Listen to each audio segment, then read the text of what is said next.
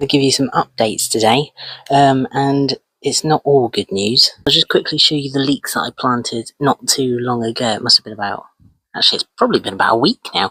That's the main one that it came from, and that was the leftovers that I kind of had.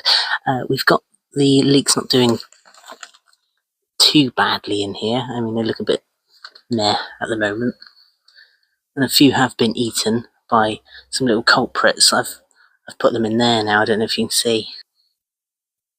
But again, that's kind of expected. What is there to show you? Oh, Amy's tomatoes, because they look absolutely amazing. And since she took off the lower branches, I don't know if you remember, because it had black spots, a few of them do still have some black spots, unfortunately. But they're still, they're still growing, so that's always a bonus. So can't really complain at that. Her pepper seems to be doing really well as well, which is fantastic, and it's getting some fruits on it as well. Don't know if you can see those in the middle there. That's good. The strawberry is still regenerating, doing its little thing over there, but nothing really to update on the strawberry front. The carrots that I planted ages ago, you can see they're really starting to grow now, which is fantastic. I have been thinning them out, pinching some of them, like as I've seen them grow. So although it looks like there's quite a lot there, you can see the gaps in between. I probably should start pinching more of those near the bottom there. However, I looked at a video. Basically, the guy started, he said you can eat the carrots as they're growing and then pinch them but let them grow. So you'll still have baby carrots that you can eat whilst pinching. Does that make sense? Then we've got the newly grown, which are just here, the newly grown carrots. We've got the broccoli, the shop bought ones. They're getting quite big now, which is fantastic. All of them right there.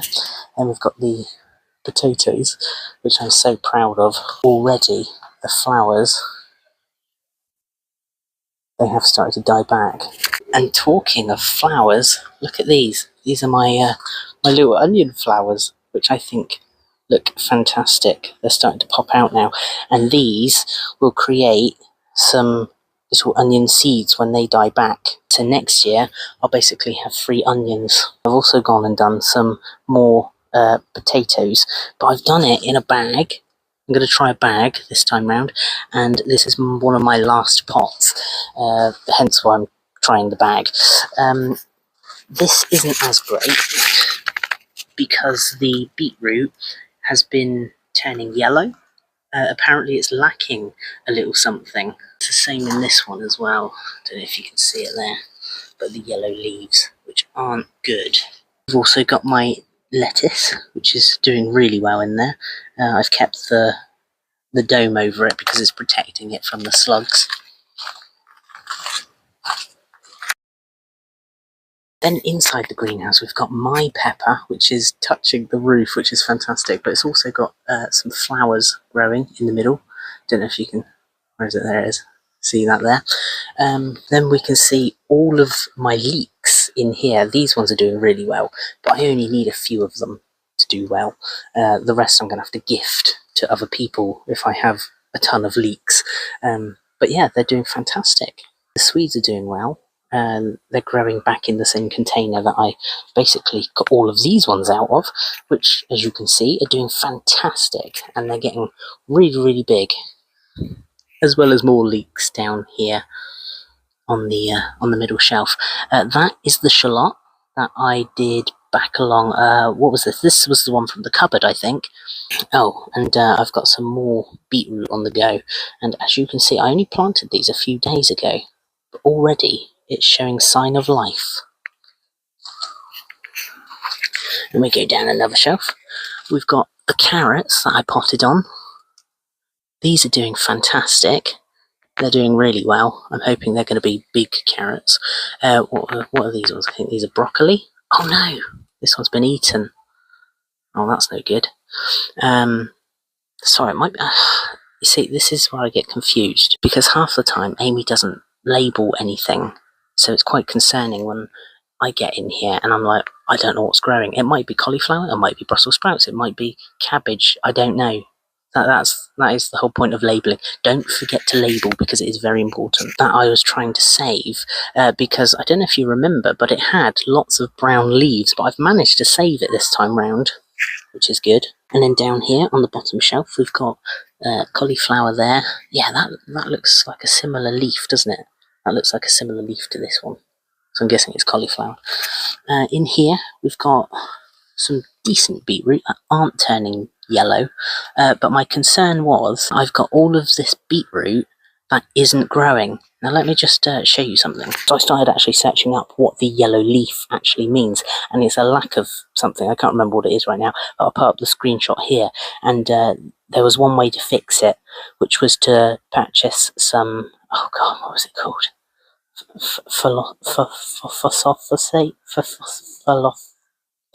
Philosophate or something like that.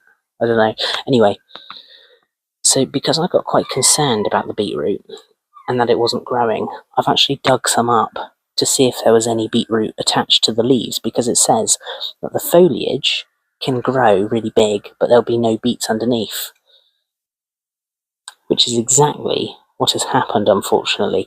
I've literally just dug these up in the past like 10 minutes, so these are quite fresh. But what I'm going to do is I'm going to pop these on into some other pot and try and save them, because what I've done is I went on eBay, of all places, and bought this, which is apparently going to help the roots get some sort of nitrogen, I think it was, or sort out the acidity in the compost that I've used, which will hopefully make the roots grow stronger and produce an actual beetroot.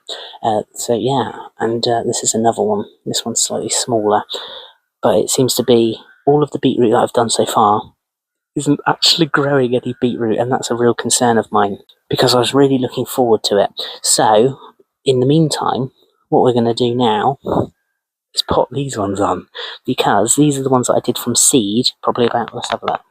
Okay, so the date on that one says the 3rd, and it is now the 26th. So these are ready to be potted on. So what I'm going to do is I'm going to pot these on into bigger, separate pots, so they have individual growing places. So they're not going to grow into each other. They're going to have as much room as possible, and I'm going to look after these the best I can, and hopefully in the next 2 months we'll have some beetroot from those. But I can't believe it.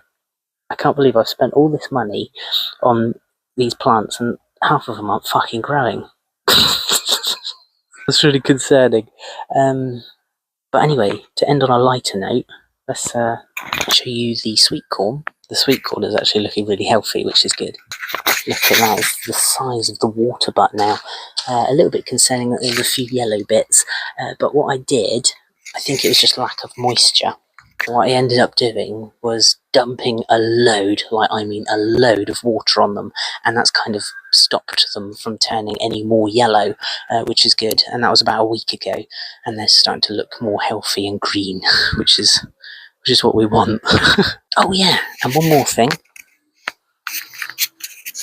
is the cherry tomatoes. They're actually producing tiny cherry tomatoes.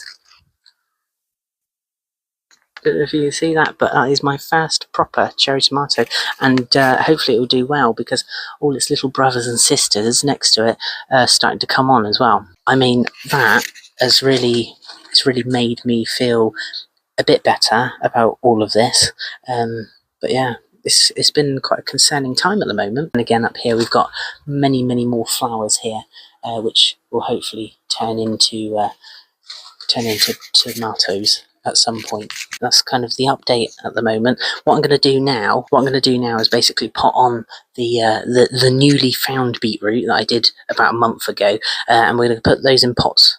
Should we do that now? Let's do that now quickly so you can see that I've done it. And what I'm going to do is I'm going to pot on the ones that I've pulled out of the other big pot because of them turning yellow. I'm going to put them in different pots as well. And then as soon as the feed gets here, I'll update you on what I'm doing with the feed, how often I'm doing it, and hopefully it'll take, because I'm really concerned that I'm not going to get any beetroot. And I was really bagging on that because it said it was one of the easiest things to grow. And yet I've managed to mess it up somehow. I mean, well, there we are. It's the laughable harvest for you. So these are the pots that I'm going to put them in for now, basically to nurse them to life before I try and find another pot of that size. Oh, and also pot these on. We start with one of these ones so we can get this off the ground. Now, I also read that this could be the issue of why the beetroot isn't growing, is because I'm using compost that is lacking the thing that it said it was lacking, that I showed you in the screenshot just a minute ago. I'm going to take responsibility and say it is my fault on this occasion. Just like that. And I'm going to have to give it the magic shake to make sure that I've not squished down the roots, because that said it could be another thing, is that if you've compacted it too much when planting the little seedlings, then it means that it hasn't had room to grow. I mean, there's so many concerns around it. And also, overwatering. Do not overwater your beetroots because they don't like it. There's so many factors that I think I've done. This could be the year that I've really messed up my beetroot. Anyway, that's that one there. This one's not as big, but it's not all about size, is it?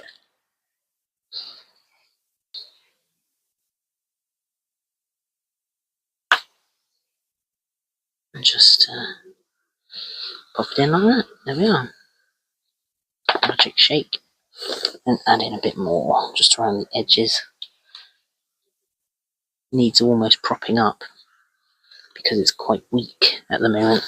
Again, probably totally my fault on that front. And that's that one. So now what I'm going to do with these ones, I'm going to try and find some reasonably sized pots. I might be able to split this one actually, because there is actually 3 or 4 in there. I'll see what I can do. I just want them to have a nice life, that's all. That's not too much to ask, is it? To give your beetroots the best life that they possibly can. Here we go then. So I just put them in reasonable size pots. What size are these? These are 6 to 15. Wait, what is that? 6 inches or 15 centimetre pots. Right, so that's all of the pots filled with compost. Now what I'm going to do is take these the baby beets and then pop them in. That just come out. Oh my goodness, look at that. That came out well easy. Look at the roots on that. Beautiful. What I'm going to do is just pop them in this pot here, just like that, and then fill the pot now around this, just to try and give it some support.